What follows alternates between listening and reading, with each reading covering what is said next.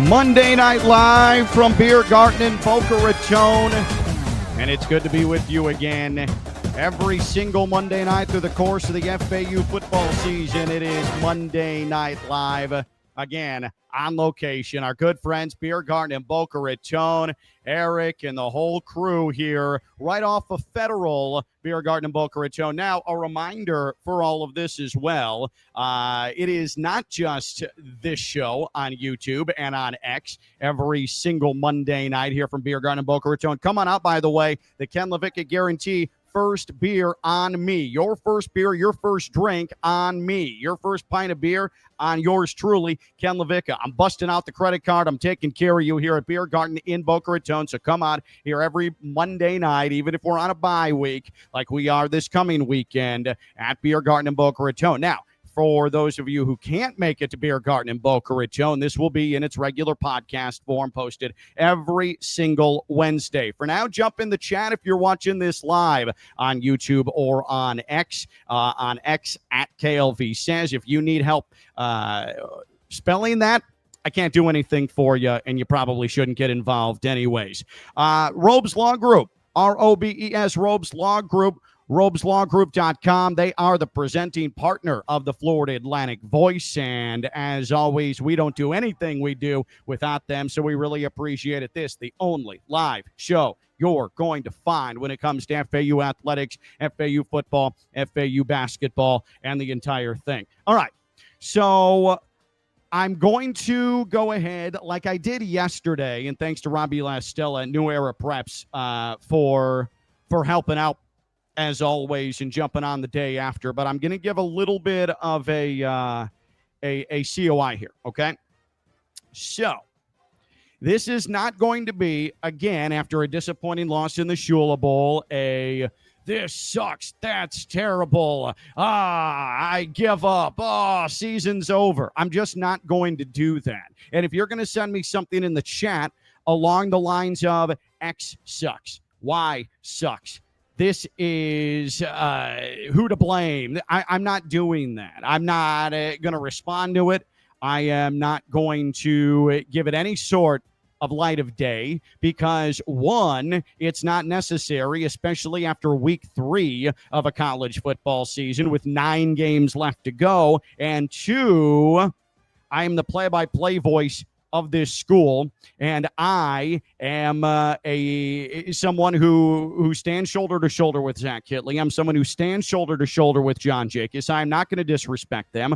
I am not going to insult them. It's just not in the cards, okay? What we are going to do is give context to why Florida Atlantic is 1-2 and why the Shula Bowl trophy isn't in Boca Raton. And the way it's going to be framed is if these areas improve, then FAU's chances of competing for an American Conference championship or going to a bowl game are going to improve, okay? That's the way we're laying this out. That's the context here, and I've got a whole lot to share with you on this this Monday night as well. Okay, just know that there's a lot of context coming your way, and I'm going to try and present it to you as cleanly as possible on the Florida Atlantic Voice presented by Robes Law Group. Now, part of what we do, though, every single Monday night, and a reminder, we don't say anything on here. I don't say anything on here that I would not ask on a university-sanctioned, athletic-sanctioned coaches show or face-to-face with Zach Kitley or John Jacobs or various FAU assistant coaches either, okay? So what we do on Monday Night Live here at Biergarten in Boca Raton, or if you're listening a couple of days after, wherever you get your podcast, subscribe to it, is we give our awards from the previous game. And I understand, Ken, we're not in the mood. Too bad, because there were performances worth giving credit for. There are flowers worth giving to players who did perform well in the Shula Bowl, because it's not like FAU came out there and fell all over themselves and vomiting on that terrible artificial surface, and then they got on the bus and went back to Boca Raton. This is an FAU team that had the lead at halftime, and then the third quarter got away from them, and that's part of the context we're going to talk about as well as we get on through tonight's Florida Atlantic Voice. So let's get to the awards, and here's my pint. Cheers here from Biergarten in Boca Raton. All right, So every Monday, we give away awards, individual position by position awards from the previous game that weekend. And we're going to start with the Quez Johnson Larry McCammon Behind the Line Award. The Quez Johnson Larry McCammon Behind the Line Award this week. Xavier Terrell, the speedster. He was not much of a factor in the running game, Xavier Terrell, who on the FAU Football 2 Deep is the number 2 tailback behind Jamari Sands. But Xavier Terrell showed off his versatility in a significant way against FIU. 7 catches, 52 yards, and a touchdown. It was the touchdown that put FAU in the lead in the second quarter. He was all over the place, and when you get him in space, he's incredibly dangerous, leaking out of the backfield. And what was great about that play that Xavier Terrell scored on is Easton Messer's in motion left to right. Okay, and the FIU defense was absolutely locked in on him. He was a priority, much like he was against FAMU as well, where they're trying to keep track of Easton Messer because he's a Swiss Army knife. And meanwhile, Xavier Terrell is running out of the backfield. He is all by himself, just inside the numbers on the left side. All Velkamp had to do was lollipop the ball to him, did that expertly right in Xavier Terrell's chest. And then Xavier Terrell, who caught the ball at around the 17, 18-yard line, he didn't even meet a defender until the 5. That's how much room he had, and there he jukes. He takes some contact. He dives easily across the goal line. It's a touchdown. Xavier Terrell makes things easy. He is versatile, and he has unlocked a new aspect of his game now. It's not just the huge runs against Tulsa in the season finale last year. It's the fact now he's a legitimate pass-catching option. And while it's doom and gloom right now after 3 games, and apparently we're waving the white flag, that is something. It's another aspect of this Zach Kittley offense that is now on tape that defenses are going to have to pay special attention to and cloud their game plan going into each matchup against Florida Atlantic. And all of that is why Xavier Terrell is our Quez Johnson Larry McCammon Behind the Line award winner. Go ahead and jump in the chat here. Florida Atlantic Voice presented by Robes Law Group. Let's head to the tight ends. Jason Harmon Tight End Award, and unfortunately for a second straight week, unclaimed is this Jason Harmon Tight End Award.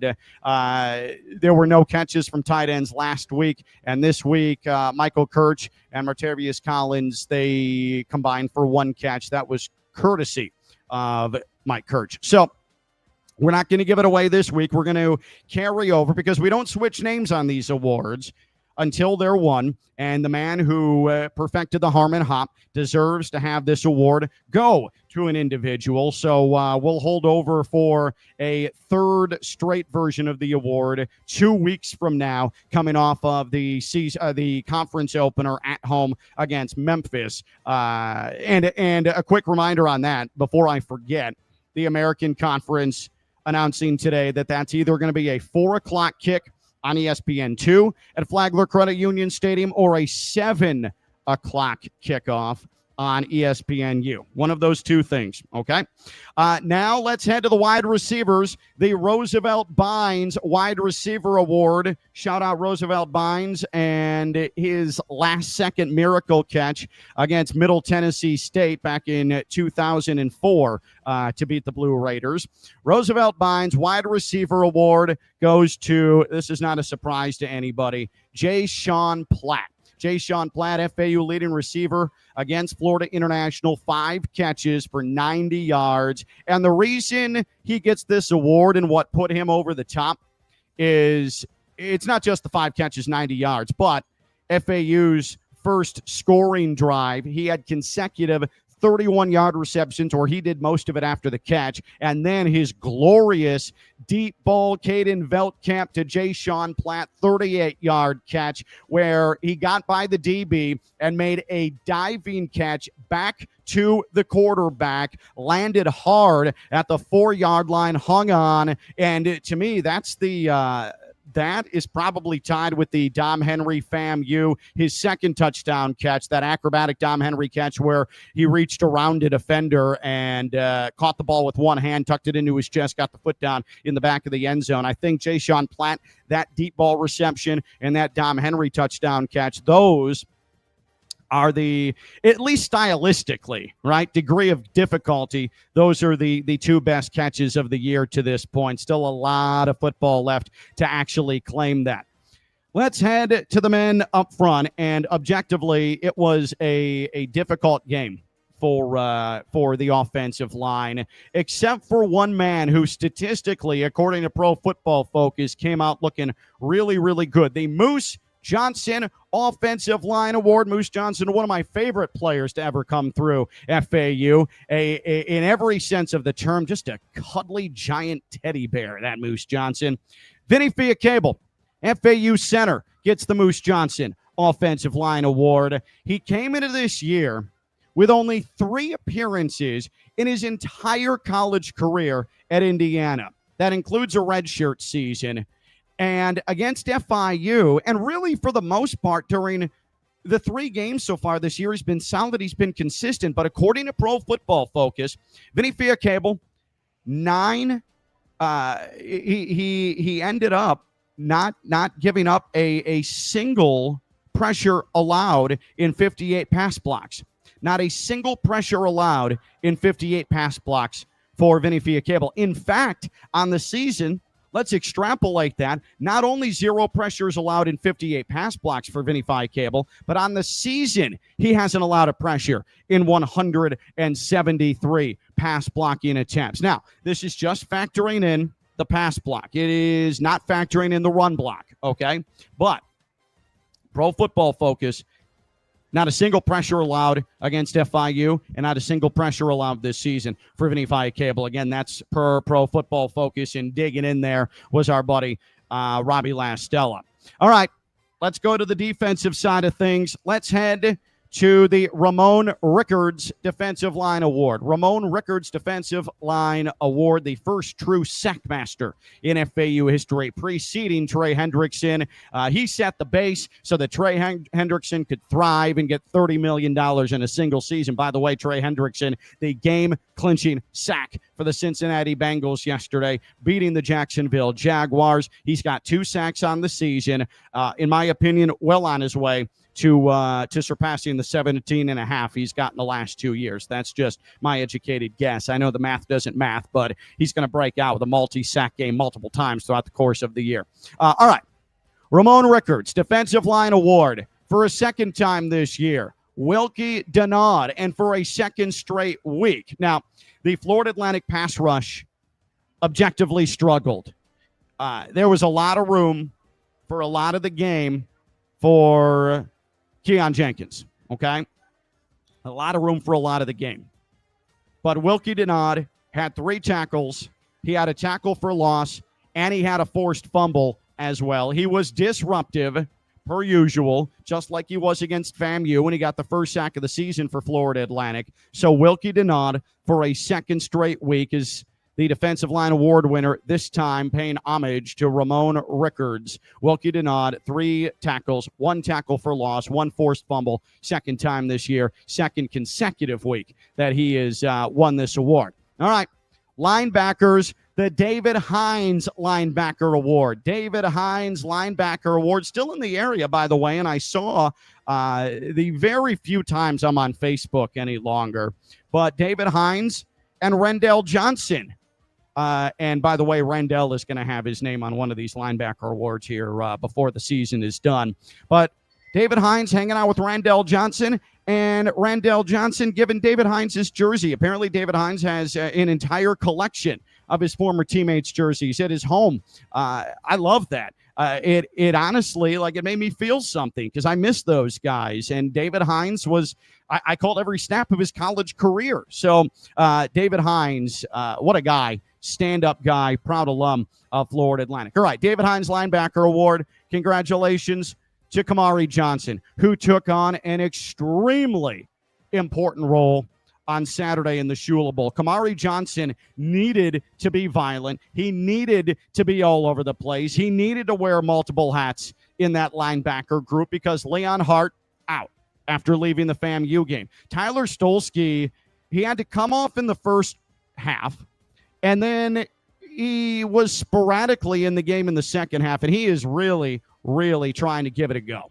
He is really trying to consistently stay out there, but it just looks like the club he's wearing, that huge club that looks like the end of one of those American Gladiators padded stick things where they would go up on the raised platforms and have to knock each other off. I don't remember the name of that, which is disappointing because I did not miss an episode of American Gladiators. Mike Adamley, outstanding host of American Gladiators. But the club just, it looks like it's uncomfortable, and he's clearly still battling an injury. So we didn't see a ton of Tyler Stolsky in the second half. So Kamari Johnson, he led the team in pressures against FIU, the few pressures that Florida Atlantic had, and against FAMU, he led the team in pressures. He finished the Shula Bowl with 6 tackles total, 4 of those solo, and 2 tackles for loss. So he's not only going sideline to sideline, numbers to numbers,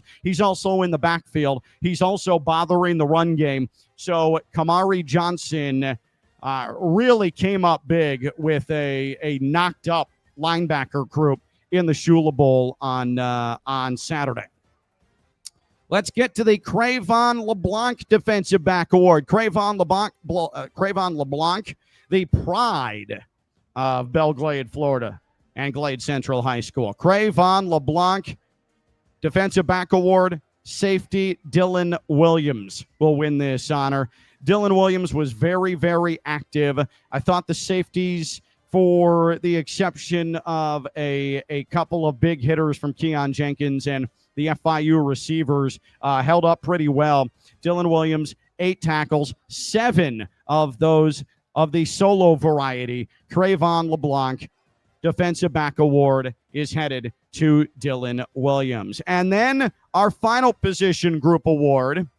Our final position group award is going to go the Greg Joseph Special Teams Award, native of, well, first South Africa, but grew up in Boca Raton, went to American Heritage Delray, was a soccer player before he became a place kicker, and a two-time Conference USA champion at Florida Atlantic. Greg Joseph Special Teams Award, no other than Duda Rogers. It had to be Derek Duda Rogers. His punt block in the fourth quarter gave FAU a pulse back when it looked like everything was a wrap, when it looked like there was no more future for Florida Atlantic in this game. The defense forces a punt, and for a second straight week, a punt block touchdown. And I went back and looked. That has not happened in the history of Florida Atlantic football. I did not do this research, but I'm going to go ahead and proclaim it. There's 136 teams in FBS football. There is no way that more than 10 of them all time have had a punt block for a touchdown in back-to-back games. Certainly punt block, yes, but punt block for a touchdown in consecutive games, That's my proclamation. That's my educated guess. No more than 10 teams in the 136-team FBS have ever done what Florida Atlantic has done in the last 2 weeks. The punt block, FAU's punt rush, is now a legitimate threat. That we were talking about Xavier Terrell, his versatility, catching footballs out of the backfield. This now is a thing for Tyler Skuvenek's special teams group. Florida Atlantic blocking punts. It's become, if you have 2 blocked punts for a touchdown in consecutive weeks, you can call that elite. That is as good as it gets, and that's game-changing stuff right there. It's too bad that it happened when Florida Atlantic was chasing a 17-point deficit in the Shula Bowl, but that is game-winning stuff right there on the punt block for FAU. So let's recap here. Our awards coming off the Shula Bowl, where, again, I don't care if you don't feel like giving out awards after losing the Shula Bowl for the first time since 2016. We're doing it anyways. Suck it up. Quez Johnson, Larry McCammon behind the line award. Xavier Terrell, again, not a ton of factor in the running game, but 7 catches, 52 yards, and a touchdown. The Jason Harmon tight end award for a second straight time is going to carry over to the Memphis game. Roosevelt Bynes wide receiver award. Jay Sean Platt, 5 catches, 90 yards, led FAU catching the football, and he had consecutive 31 and 38-yard receptions in FAU's first scoring drive that was Caden Veltkamp, the exclamation point, a 10-yard touchdown scamper. Moose Johnson Offensive Line Award, Vinny Fiacable, FAU center, not a single pressure in 173 pass blocking attempts this year. Ramon Rickards Defensive Line Award goes to Wilkie Denon for a second straight week, 3 tackles, a tackle for loss, and a forced fumble, second time this year. Our linebacker award named this week after David Hines. It goes to Kamari Johnson, who was pressed into a lot of action because of the Leon Hart injury, and Tyler Stolsky a little bit banged up. Led the team in pressures against FIU and against FAMU, 6 tackles, 4 solo, 2 tackles for loss against Florida International. Crave on the Block Defensive Back Award, Dylan Williams, safety, 8 tackles, 7 solo. And our Special Teams Award, our Greg Joseph Special Teams Award, Monday Night Live, Biergarten, Boca Raton, Duda Rogers, punt block, 4th quarter. That gave Florida Atlantic a pulse late in that game. The FAU punt block, second straight week with a punt block touchdown. That is, again, that's so rare. That's like a Haley's Comet of football, right? It's like getting a safety in back-to-back weeks. Maybe that's more like 15-year cicadas. The back-to-back safeties, actually. Back-to-back punt blocks for a touchdown, though, that's Haley's Comet. That's 100-plus years. That is potentially not seeing it in your lifetime. That's seeing 2 solar eclipses in your lifetime. I'm not sure why I'm getting so celestial with this, but those are the first things that are coming to mind. Florida Atlantic Voice, presented by Robes Law Group. Personal injury lawyers based out of Delray Beach in the community for you. There is no finer personal injury lawyer than Robes Law Group anywhere in South Florida. And we know that this is an area chock full of choking in personal injury lawyers, and the finest you're going to find, Robes Law Group, ROBES, robeslawgroup.com, robeslawgroup.com. And why are we able, for the first time in FAU athletics history, have live shows and do one a week at a live location at Biergarten, Boca Raton, off Federal in Boca Raton? It's because of Robes Law Group. Again, ROBES, robeslawgroup.com. I wanted to give some special attention to 3 former FAU football players, and it is because these players all are going to be inducted formally into the Florida Atlantic Athletics Hall of Fame in October, beginning of October. October 7th, they'll be formally inducted. October 8th is FAU's Family Day game against UAB at Flagler Credit Union Stadium. But the following former FAU football legends who will be enshrined for all eternity in the FAU Athletics Hall of Fame, and unbelievably deserved. Trey Hendrickson, of course, all-time sacks leader in Florida Atlantic history. Dijon Smith, one of the best corners in the history of FAU football. And Harrison Bryant, the Mackey Award winner, the only major college football award winner in the history of FAU football. Harrison Bryant, Mackey Award winner, given to the nation's finest tight end, 2019, and all 3 went on to have NFL careers. 2 of them are still in the NFL. They, of course, Trey Hendrickson, the $30 million man with the Bengals, and Harrison Bryant still in the league, actually. He is currently on the Houston Texans practice squad.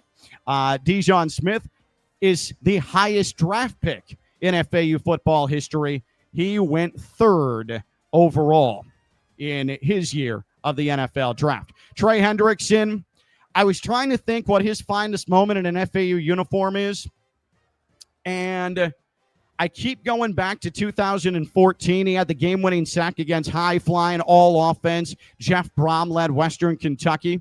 Brandon Dowdy, the quarterback of Western Kentucky. FAU needs to stop as Western Kentucky's trying to get down the field and put together a game-winning drive, and Trey Hendrickson comes off the right edge, absolutely destroys Brandon Doughty. Never saw him, never heard him, and he took it right in the back, coughs up the football. Trayvon Coley, who was the name on our defensive line award last week, recovers the fumble. FAU wins the game. It sets off a raucous celebration, and that might be the best win of Charlie Partridge's tenure as the head coach at Florida Atlantic. Dijon Smith, his finest moment, his best game in an FAU uniform. There was the long interception return for a touchdown early in his career in Florida Atlantic's win at USF, a Willie Taggart-led USF, by the way. But I think the Dijon Smith's best game came against Tulane back in 2013. You recall, 2013, Carl Pelini and Pete Rextis, head coach, defensive coordinator, get fired after a bye week with 4 games left to go in the season. It's complete disarray. It's embarrassing. It is, how in the world do you come back from that? Brian Wright, offensive coordinator, takes over the interim duties. He becomes the first interim coach in the history of Florida Atlantic football. And what does FAU do? They go out against Tulane with on their uniforms FAU on the back. They got rid of the last names for that game against Tulane. Again, first game because of alleged drug use during a bye-week trip to the Keys, Carl Pelini and defensive coordinator Pete Rextis are ousted. Their police escorted out of the Oxley, and FAU has 3 straight possessions in the second half where they intercept Tulane, including an interception of Joe Montana's kid, who is the backup quarterback in that game for Tulane. And Dijon Smith had 2 of those interceptions in the 3 straight Tulane possessions that ended in Florida Atlantic INTs. That, to me, is Dijon Smith's best moment of his career. And then the third inductee is Harrison Bryant, 2019 Mackey Award winner. One of my favorite, this is going to be a little bit self-indulgent, but one of my favorite calls of mine as the longtime play-by-play voice of Florida Atlantic is when, against Southern Miss, he had 3 catches, all of them touchdowns, 75 yards, and after the hat trick, after the 3rd touchdown, I proclaimed the Mackey Award. Just give it to him. And sure enough, 3 weeks later, Harrison Bryant in Orlando was the recipient of the Mackey Award trophy. But Harrison Bryant actually had, to me, his best 2-week stretch of his career near the end of his FAU career. And it really put the cap on a dominant season for him and a career where Harrison Bryant went from really a blocking tight end to a pure, soft-handed, made of granite force as FAU's number 1 tight end, his junior year and his senior year. Against UTSA, this was November the 23rd of 2019. It's the biggest battering ram performance I've ever seen from an FAU offensive player. Saw plenty of them from the defense over the years, especially Trey Hendrickson. But Harrison Bryant against UTSA, FAU won at the Alamo Dome 40-26. First trip over to the Alamo Dome for FAU. He had 10 catches, 182 yards, I believe a tight end record in a single game, and he had a touchdown. But that's not the story. One of those 10 catches, make it 2 of those 10 catches, Harrison Bryant, and I'm not exaggerating this, on his first bruising reception of this game, he caught it over the middle. There's a linebacker in front of him. He forearm shivers him right in the throat. The defender goes flying. Harrison Bryant lowers his shoulder on a defensive back who had no business even trying to tackle Harrison Bryant. Harrison Bryant absolutely shoulders him in the ribs. He goes flying. Then a safety wraps his body around Harrison Bryant. What does he do? He drags that safety another 11 yards into UTSA territory. It's one of the most electric catches I have ever called as the voice of FAU because it was so brutal. It was so salt of the earth, I'm tougher than you, my manhood is superior to yours type of football. It made me tingly. It made me feel things. It was that violent. It was that extreme. It was that unbelievable. That is Harrison Bryant. He had a second one where he lowered his shoulder and injured a UTSA defensive back who didn't return to the game. I mean, it was just him imposing his will. And then the next week, 3 touchdown catches, clinches the Mackey Award, and then in the Conference USA title game for Florida Atlantic, it was more mastery from Harrison Bryant. 4 catches, a touchdown, and that's how Harrison Bryant would end his career. He did not play in the Boca Raton Bowl in 2019. John Rain, his backup tight end, equally not equally as effective, but a great tight end in his own right, had a touchdown catch in that game before he transferred to Northwestern the following year. All right, so we've gone through our awards, okay, and we've gone through our FAU Football Hall of Fame inductees. That's going to happen less than a month from now. And we are at Biergarten in Boca Raton every Monday night live, and then you will hear it on Wednesdays in its podcast form. And again, subscribe to the Florida Atlantic Voice wherever you get your podcasts. And a reminder, October is Oktoberfest, of course, at the premier German bar in Boca Raton, Biergarten in Boca Raton, right off Federal and just north of the Boca Resort. It's called the Boca Raton, but some of you don't know that. The Boca Resort changed their name a couple of years ago. But Oktoberfest is coming up. This is the time of year where Biergarten absolutely shines. Next year, it's going to be Oktoberfest and the World Cup. This is going to be your home for World Cup soccer, especially when Germany plays, okay? But Oktoberfest coming up next month. Ton of activities, ton of events to look forward to right here at Biergarten in Boca Raton. This is going to be the part of tonight that's going to get tricky because there's going to be a lot of numbers, which isn't my strong suit. There's going to be a lot of trying to go in depth and give you some football minutia, which I'm okay at. Now, as far as me communicating, that's not an issue, but I'm telling you the numbers is where the holdup is, okay? Now, this is what I was talking about at the onset of the podcast. We are not going to frame this as this is why FAU is 1-2. This is why Florida Atlantic has lost 2 games. This is why FAU got blown out at Maryland, and this is why Florida Atlantic ended up losing the Shula Bowl for the first time in 8 matchups. That is not why that's not how we're framing it. That's not how we're presenting it. What we are doing is we are framing it like this.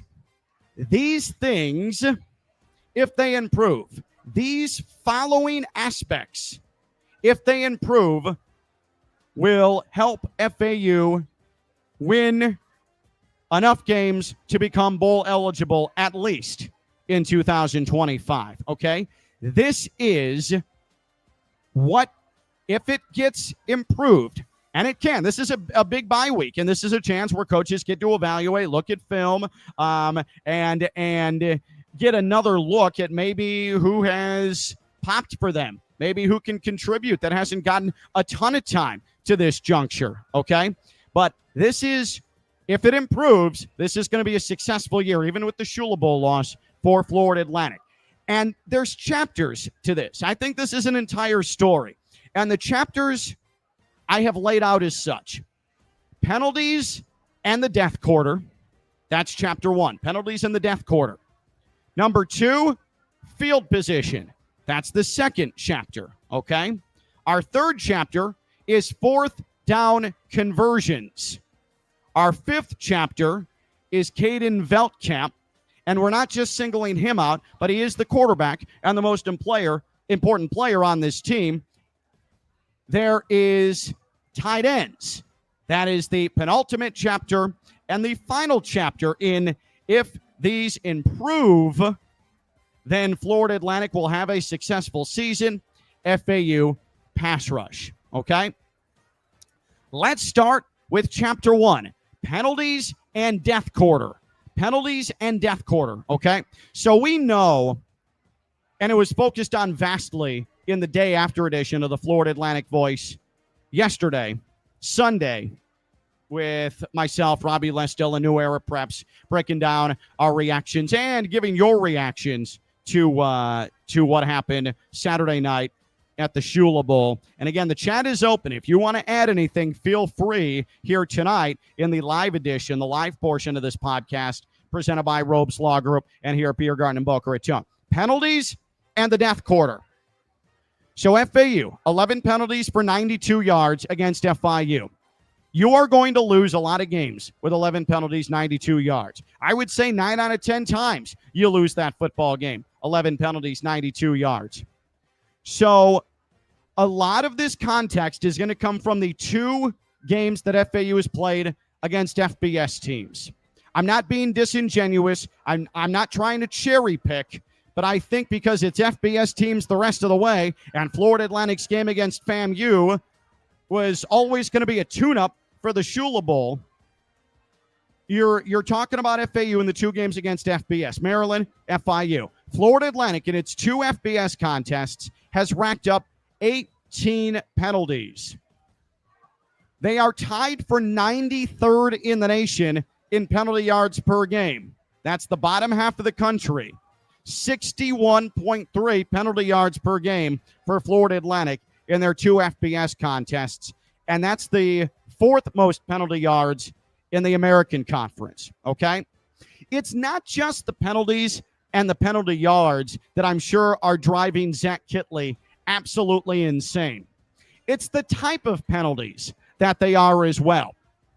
Against Maryland, FAU had 7 penalties, okay? 7 penalties, 77 yards. 5 of those 7 penalties were a 15-yard personal foul or a spot foul for pass interference, which it's always going to be an automatic first down. That's the point, and depending where it is on the field, it's half the distance, or if it's within 15 yards, it's an automatic first down, or it's 15 yards outside of a pass interference that occurred outside of the 15-yard window. But for Maryland, Florida Atlantic 7 penalties and 5 of them, either a personal foul or a pass interference. So that's significant. We're not talking 7 penalties, 6 false starts. We're not talking 7 penalties, 6 offsides. We're talking about 5 penalties of the 7, 15 yards or a pass interference. That really, really hurts, okay? Now, for FIU, the ratio was less, but the times that they occurred were massive. Game-changing, and ultimately had Florida Atlantic partially dug deeper than it could salvage at the end of the Shula Bowl. Florida Atlantic had 11 penalties against FIU. 3 of them were personal fouls. First quarter, Therese Reed. He extended a drive on what would have been a 4th and 6, and FIU settling for a field goal. A needless, after the play, ball hits the turf. Therese Reed, who's locked up with the receiver, then grabs the receiver by both shoulder pads and rips him to the turf. He goes barrel rolling. The FIU sideline goes crazy, and then the flag is thrown. Personal foul, half the distance, automatic first down. And what does FIU do just a couple of plays later? Touchdown. FAU trails 7-0. So that one really, really hurts. And then there's the third quarter. A run for 1 yard. Kajan Owens. You have a 3rd and medium coming up for FIU. Shy of midfield. Tito Nunez, face mask. I mean, an obvious face mask right in front of the official. And, I mean, it was... And Kajan Owens lost his helmet. The face mask was so prominent. So that's another 15-yard unforced error, and then FIU is past midfield. And then the one that ended any hope of coming back. And the one that I think probably bothers the FAU coaching staff most, and he heard it from the FAU coaching staff, We saw it from our vantage point there in West Miami. Sharquez Lee with his after the ensuing kickoff following the punt block touchdown.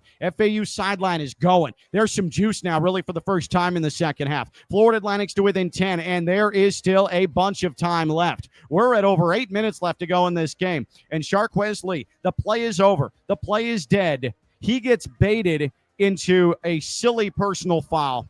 An FIU defender comes up, grabs him by the shoulder as the whistle is blown on a touchback. And that's another thing. This wasn't in play. This was not after a tackle. This is a touchback. And what does Sharquez Lee do? I mean, a good 6 seconds after the whistle blew, throws this FIU special teams player to the turf. Personal foul. And it was also coupled with an offside. So it turns into a 20-yard gain for FIU. 20 yards of penalty yardage in one play, personal foul, and offside. And FIU goes to the 45-yard line. And what does FIU do?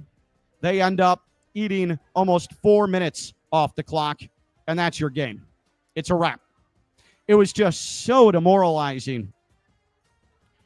So those things need to get cleaned up.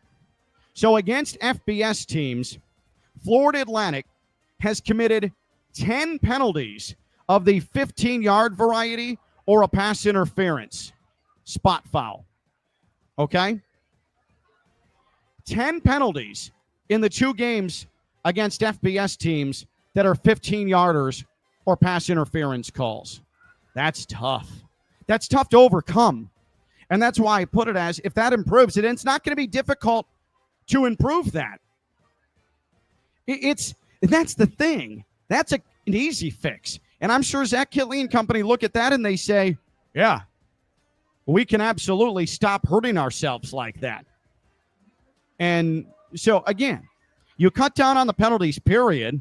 You never want double digits, of course, in a game. You don't want any penalties, but certainly when it leaks into double digits. But when you do commit a penalty, it has got to stop being so many 15-yarders.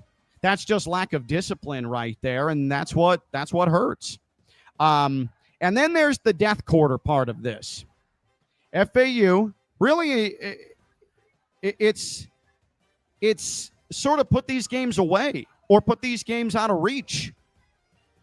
FAU has had one death quarter in both FBS games they've played. Against Maryland, Florida Atlantic was on the wrong side of 22-0 in the second quarter. Against FIU, the death quarter was the third, where FAU was outscored 21-0. You just can't have, and Zach Kitley talked a lot about it after the Maryland game, that second quarter. You can't get deluged like that. You just can't.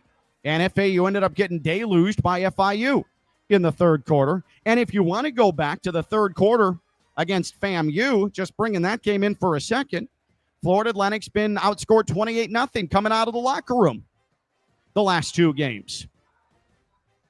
So that's a trend at this point. That's something that you're not losing sleep over yet, but definitely you start paying attention to it when coming out of the locker room that third quarter, you're being outscored. And FAU hasn't scored a single point in the third quarter in the last 3 games, actually, for that matter. Haven't scored in the third quarter at all in this season. So that's chapter 1, penalties in death quarter.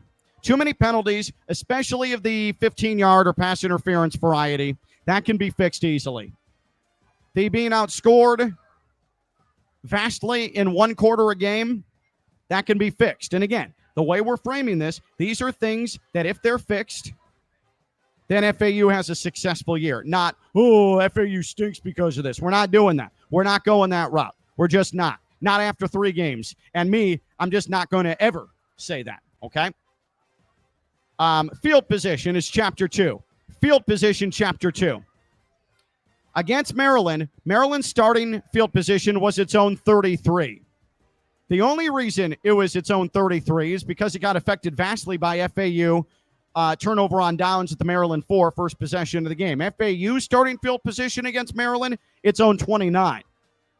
Versus FIU. FIU's starting position, its own 37.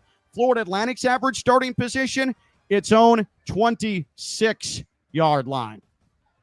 So against FBS opponents, FAU is averaging 7 yards worse field position than its opponent. Now, let's go even deeper to this, okay? We're going to put an arbitrary number on what dictates dangerous field position for the opponent starting a drive.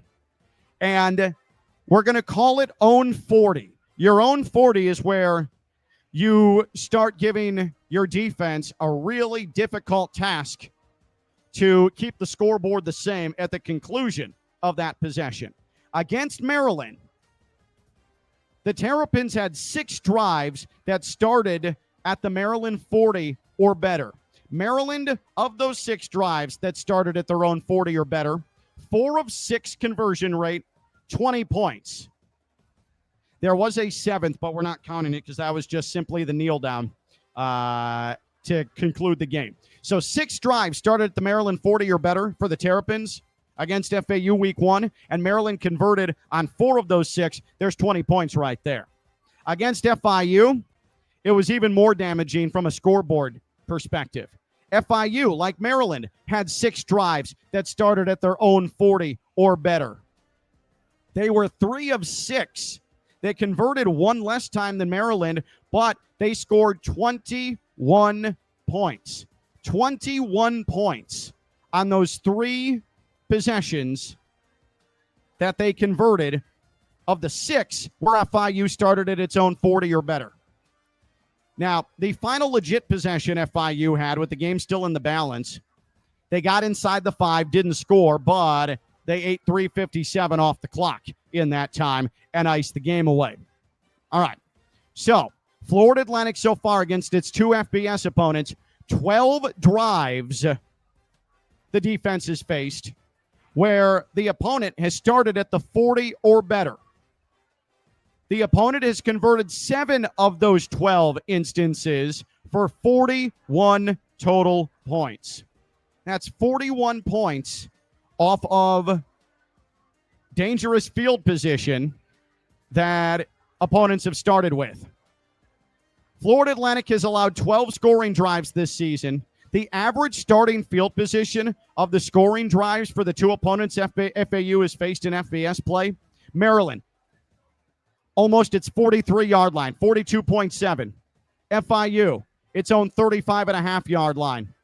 The average field position of opponent scoring drives in FBS this season, period, its own 39.1. There's that 40-yard line right there.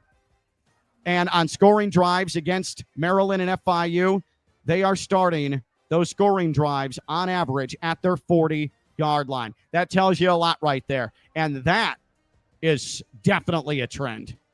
You've seen enough body of work there. That is assuredly a trend, okay? So that's chapter 2. You've got to have the opponent in some disadvantageous field position here because they're hurting Florida Atlantic often because they're often starting with good field position. Now there's 4th down conversion rate.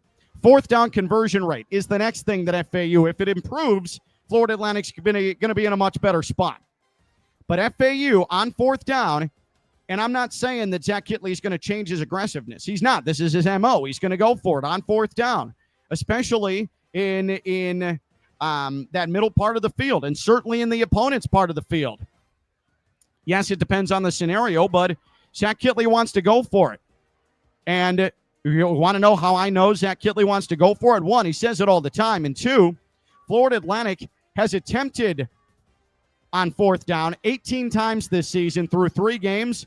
That's the most by a mile of any team in college football. In the entire sport, FAU's 18 4th down conversion attempts, the most by multiple 4th down conversion attempts. They've only converted 18. They've missed 10 4th down conversions. That also, unfortunately, the top mark in all of FBS. Now, if you go against FBS opponents, the 2 games against FBS opponents, FAU's only 5 of 15. So they've missed 10 in that instance, okay? No one in the nation has attempted more fourth down conversions and missed more than Florida Atlantic. FAU is also on third down, tied for second most third down attempts in all of college football. They've converted 39.2% of the time, including a safety in the Maryland game. I've got to think Zach Kitley wants that number higher as well. Second most third down attempts in all of college football and converting shy of 40% of the time.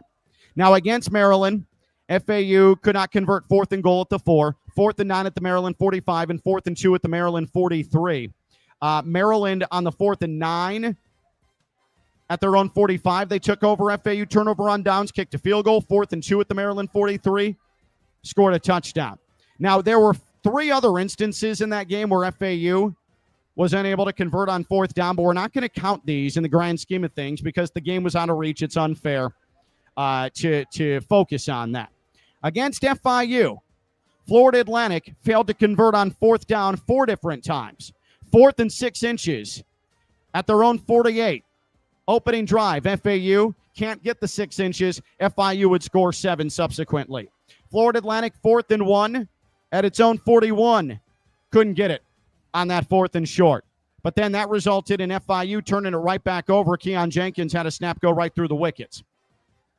Florida Atlantic then was at the FIU 44. 4th and 10, incomplete pass. Turnover on downs. FAU, 4th and 12. FIU 22, field goal attempt. Botch snap on the field goal.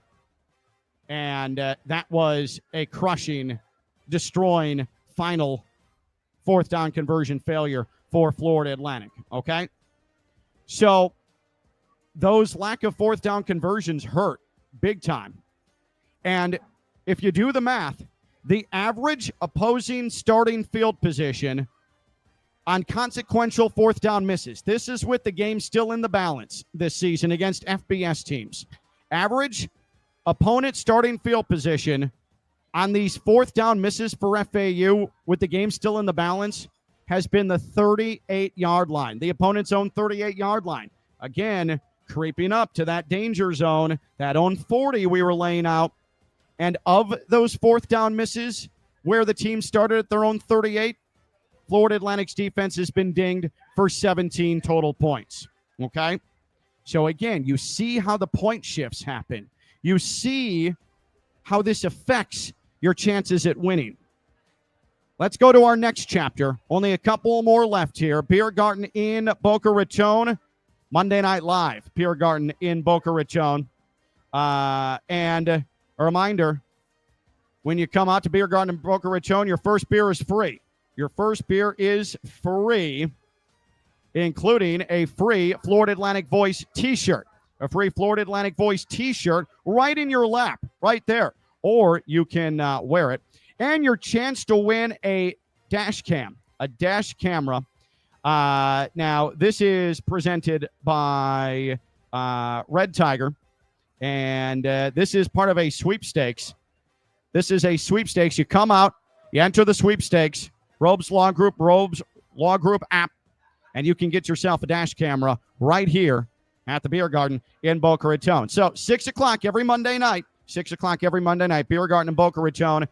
Florida Atlantic Voice presented by Robes Law Group, ROBES, robeslawgroup.com, where if you come out live, I've got your first beer for you. Want to know why? Because we're all FAU friends. All right, Caden Veltkamp.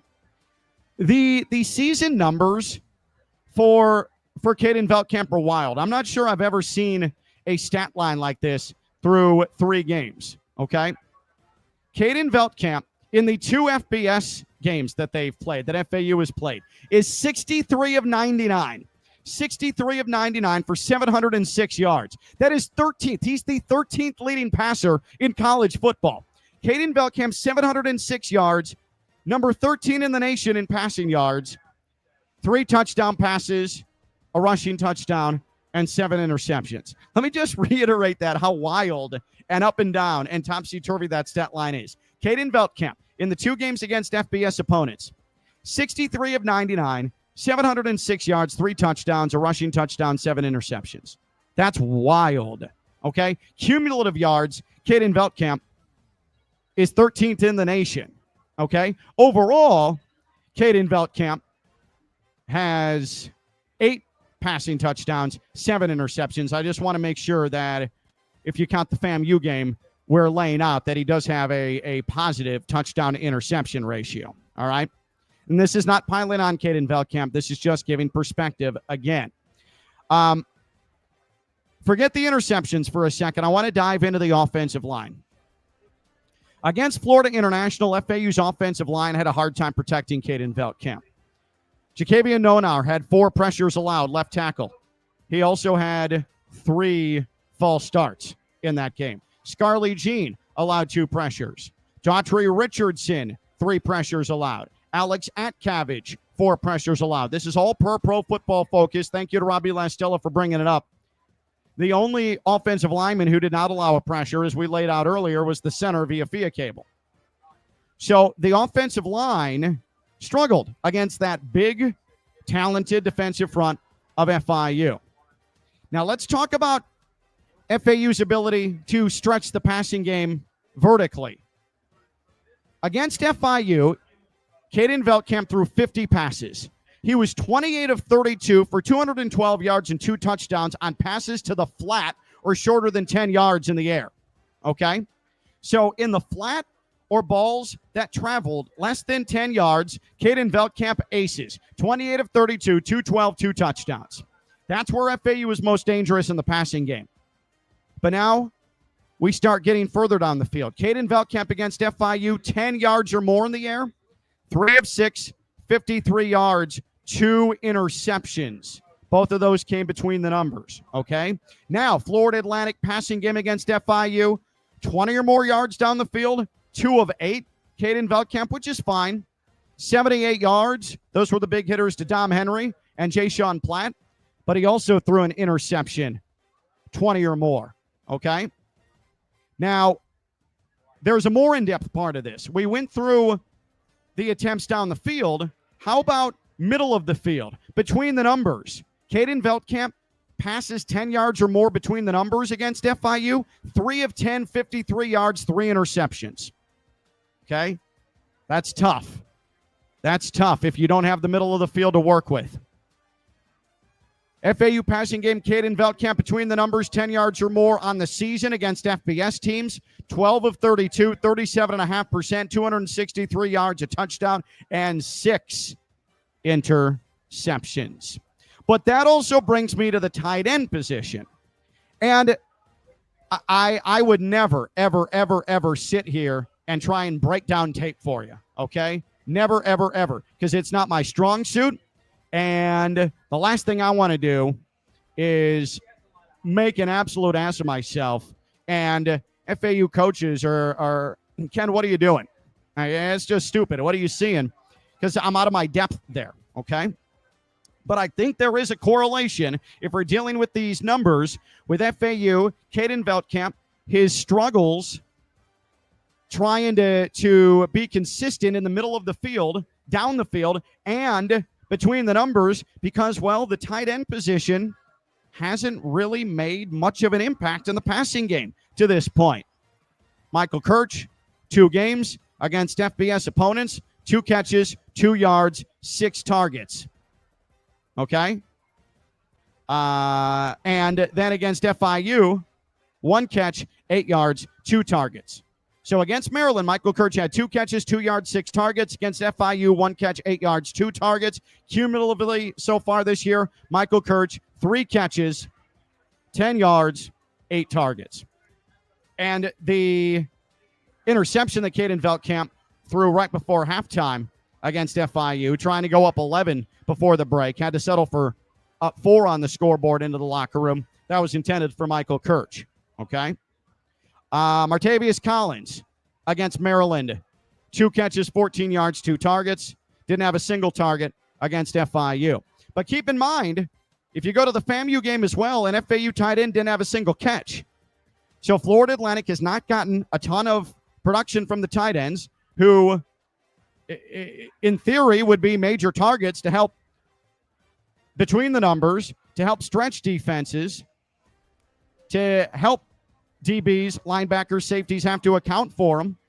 And we'll ask Zach Kitley, is there a separation problem with the tight ends? What has caused them not to be much of a factor in the passing game? But I think that's significant with Caden Veltkamp's issues throwing down the field, especially down the middle. FAU has thrown 122 passes in the games against the FBS opponents. So, again, the tight end production, 5 catches, 24 yards, 10 targets. FAU tight end production has been an issue over the last couple of years. And to start this season, it has definitely been lacking. And then final chapter of the FAU pass rush. Florida Atlantic only 2 sacks this season, and they only had 3 pressures against FIU. Florida Atlantic's pass rush against FIU, when it did get to Keon Jenkins, they couldn't make the play.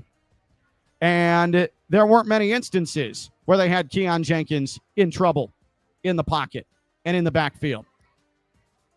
FIU's Jermaine Carter had as many pressures as FAU did total in the game against Florida International. So that just gives you a snapshot. It's not just the only 2 sacks for Florida Atlantic. The pressures making quarterbacks uncomfortable against FBS opponents, Maryland and FIU. It just has not been enough, okay?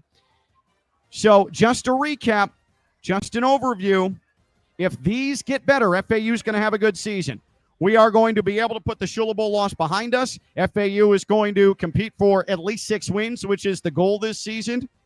And you never know if FAU can start to get more consistent. But Florida Atlantic, the penalties, the amount of penalties and the type of penalties, FAU, 10 penalties against FBS teams that have been 15 yards or more or a pass interference. Spot foul. That's tough. The death quarter. FAU outscored 22-0 second quarter against Maryland, 21-0 third quarter against FIU. The death quarter, if it gets better, FAU is going to be in a better spot. The field position has been a massive issue.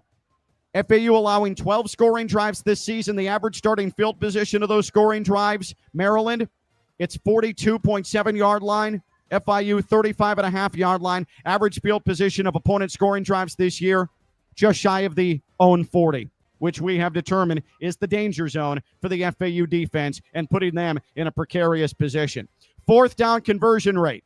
FAU has attempted more than any team in college football and come up empty on more than any team in college football. Average opponent starting field position, consequential 4th down misses against Maryland and FIU, 38 yard line, 17 total points scored. That matters. Caden Veltkamp, down the field, 10 yards or more against the 2 FBS teams, 12 of 32, 37.5%, 263 yards, a touchdown, and 6 interceptions. Part of that, the fact that the tight end position, only 5 catches, 24 yards, 10 targets against FBS opponents. And the FAU pass rush, only 2 sacks on the year. And some perspective, only 3 pressures against Florida International. The same number of FIU's Jermaine Carter. If those improve, if those get better, and you have to imagine those are main focuses here through the next 2 weeks before Florida Atlantic, this bye week coming at a very beneficial time leading into the Memphis game at home, American Conference opener, the 6 o'clock, either the 4 o'clock or 7 o'clock kickoff. Sorry, I had Shula Bowl on my mind. 4 o'clock or 7 o'clock kickoff at Flagler Credit Union Stadium. Those are going to be major focuses. A reminder, every Monday night, we're here Monday Night Live, Florida Atlantic Voice, presented by Robes Law Group. Your first beer is on me. Your first beer is courtesy of Ken LaVicka. That's the Ken LaVicka guarantee. Also, when you come out, enter the sweepstakes thanks to Robes Law Group for a Red Tiger F7N dash cam. It'll be in your pocket if you win the sweepstakes. Come out here at Biergarten in Boca Raton. That's how you win it, a Red Tiger dash cam for you, part of the sweepstakes. If you win the sweepstakes, and again, courtesy of Robes Law Group. This will be in podcast form wherever you get your podcast. Subscribe so you don't have to seek it out. It just comes to your tablet, comes to your phone. You listen to it when you have a chance. Subscribe wherever you get your podcast. Florida Atlantic Voice, presented by Robes Law Group. There's going to be a Monday Night Live Florida Atlantic Voice here at Biergarten in Boca Raton next Monday. We'll look ahead to the Memphis game. There will not be a Florida Atlantic Voice day after next week because, well, FAU doesn't play. Want to thank everybody for watching. Want to thank everybody for listening once we get the podcast out there. Again, Biergarten in Boca Raton is where we do this every single Monday night, and we do a live edition and repurpose it Monday Night Live from Biergarten in Boca Raton. Come on out during the football season. First beer on me. We'll talk to you next Monday. This has been the Florida Atlantic Voice presented by Robes Law Group, personal injury lawyers, ROBES, robeslawgroup.com, the Florida Atlantic Voice. Bye-bye.